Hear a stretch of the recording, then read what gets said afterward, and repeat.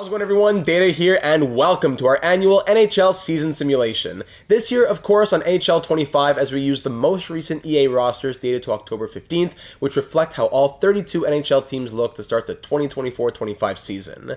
Now, I will say that there is much in EA's roster that I don't agree with. That's a topic for another video. But the point of this video is to see how EA and NHL 25 predict the season to turn out without any of my influence. EA did already do their own sim, but like 2 weeks ago, when they still had the off-season rosters, so I don't know how they can even really claim that to be somewhat accurate. So I will do it instead, and we'll get a better look, at least, you know, if it can be called that, at what the script may be for 2024-25. So if we go into season mode, we'll create a new season mode right here, NHL, the league that we want. Now for CPU trades, the last couple of years, I've turned CPU trades off, thinking, okay, the NHL, the 32 teams of the NHL have built these teams. Now let's see how they simulate with injuries turned off, trades turned off, perfect environment. But really, that's not quite what we're going for here. We want the script of the 2024-25 season. Who's getting a major injury? Who are the buyers and sellers at the deadline? What kind of trades are happening come March? That's what we want to figure out. So CPU trades will be turned on. Injuries will be turned on. Difficulty to hard, but everything else will be standard as always. For team control, now that NHL 25 includes game logs, I don't need to take control of all 32 teams so we can keep track of the playoffs and whatever's going on in the Stanley Cup final. I can just take control of one team and allow the other 31 to make CPU trades amongst themselves. So sorry that the one team that I do control won't make trades. It's not a perfect system, but we do what we can.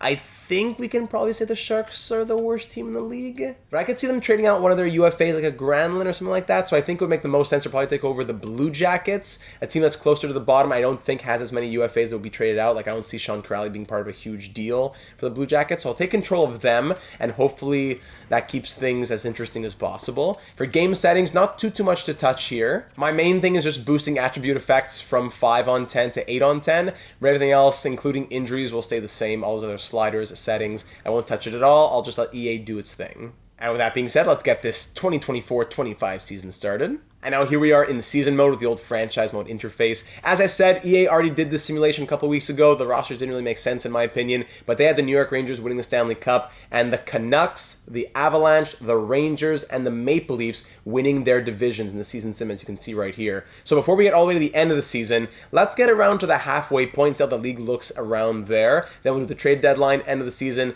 playoffs, and little chunks like that. So let's get to the halfway point and see what kind of storylines are developing by then.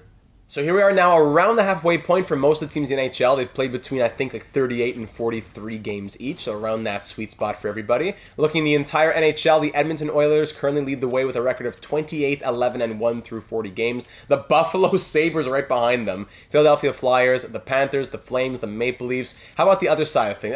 We could scroll through all the way to the bottom. Utah's looking good. Anaheim's in a wild card spot. Okay. Tampa Bay is struggling. The Hurricanes, the Bruins, the Devils, those are some surprises, below 500 right now. The Avalanche are 19, 20, and 3. You know what? In the real world, they're 0-4 to start the season.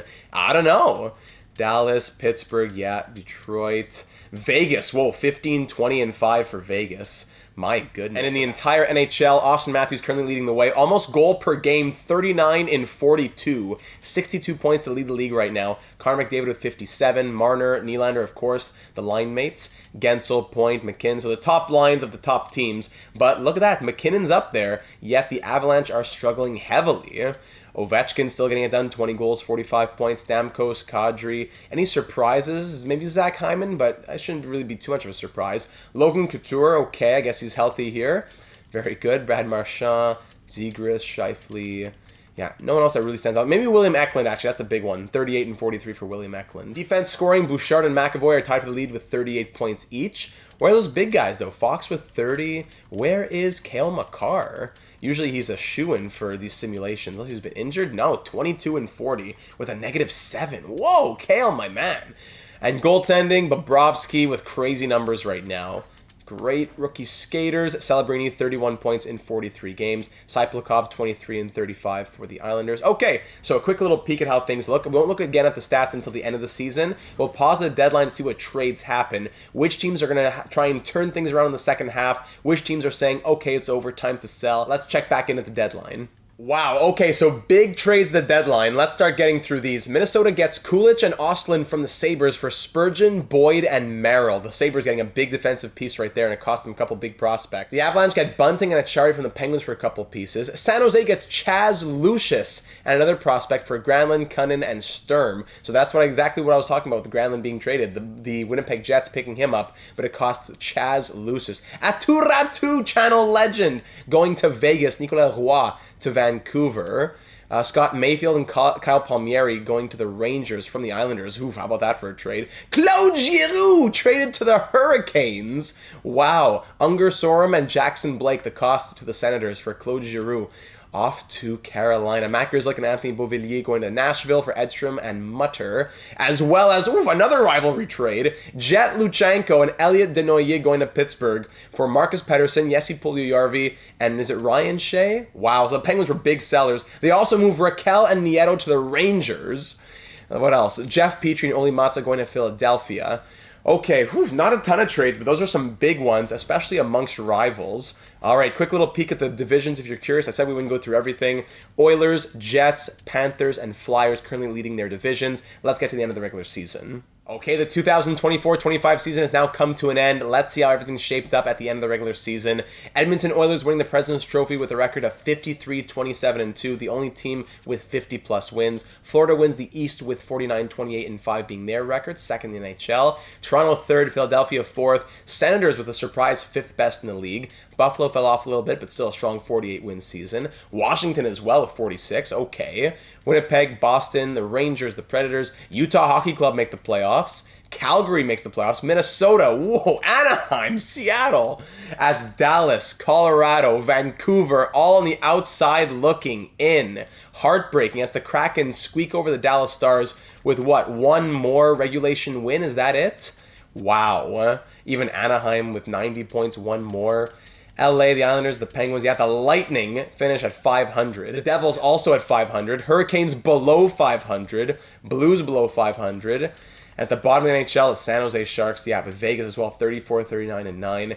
What a simulation. I know we're not claiming to be super accurate, but that is the script. What a season it was. Crazy things happen in the National Hockey League. Shout out to JVR, who still ended with 34 goals. Didn't hit 40, but 34 from JVR. All right, in the entire NHL, it is Austin Matthews indeed. 65 goals and 122 points to lead the NHL. The EA Sim had McDavid winning the Art Ross with 147 points. I don't know what settings they were using. It's crazy. You go medium scoring, and you get this, which is ish, so-ish. In the real world, you have like a dozen players who got 100-plus points. Here, there's 4.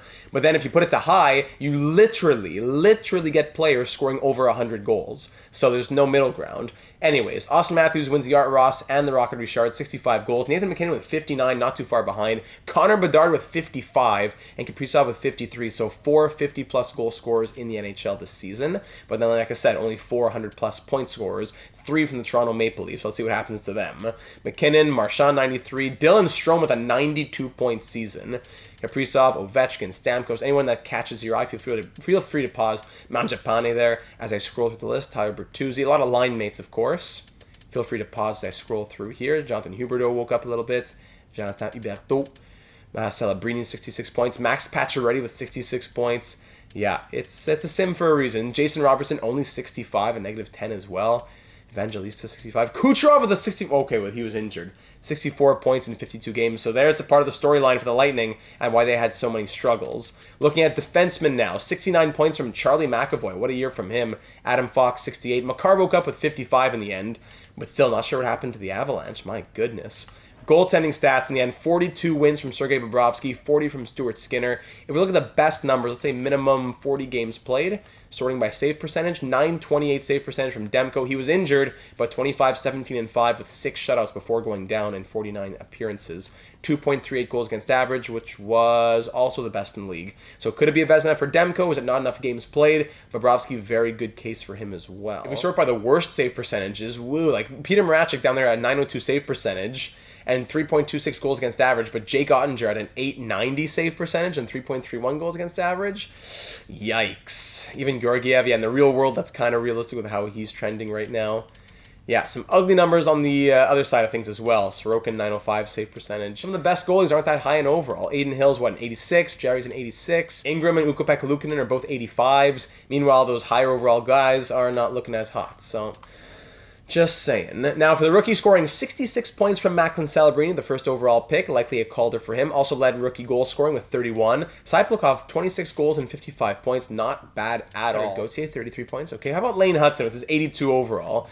Still an 82. All right, so 27 points from Lane Hudson. Here's an odd one, though. Michkov, 19 points in 22 games. Definitely would have been the runaway favorite for the Calder. But then, I don't know, did he suffer some sort of major injury at like the very beginning of the season and he just played like the last 20 games or something? I don't know. But Matvei Michkov, hopefully this is not what's going to happen to him in the real world. 19 points in 22 games for his rookie season. Very bright future to come, though. Just checking out anything else around the league you might be interested in. Most assists in the league. It was Nylander and Marner tied for the league lead with 71 apiece. All right. Best plus minus goes to Gustav Forsling with a plus 42. Worst goes to Caden Gooley with a negative 32. Most penalty minutes goes to Jacob Middleton with 139.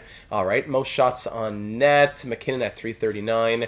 Shooting percentage wouldn't be representative, really. Most power play points, 38 from Connor McDavid. Shorthanded points, 5 for Ryan O'Reilly, Nazem Kadri, Jason Zucker, and Elias Lindholm. All right. Most time on ice per game, 25-35 to Cale Makar. Anything else, perhaps? Most hits in the league? Let's see this. 171 for Nazem Kadri. Okay. Most blocked shots, Zach Werenski at 149. In the real world, you have multiple at over 200, but okay. Most giveaways, Lyubushkin at 102, tied with Tyler Myers at 102, actually.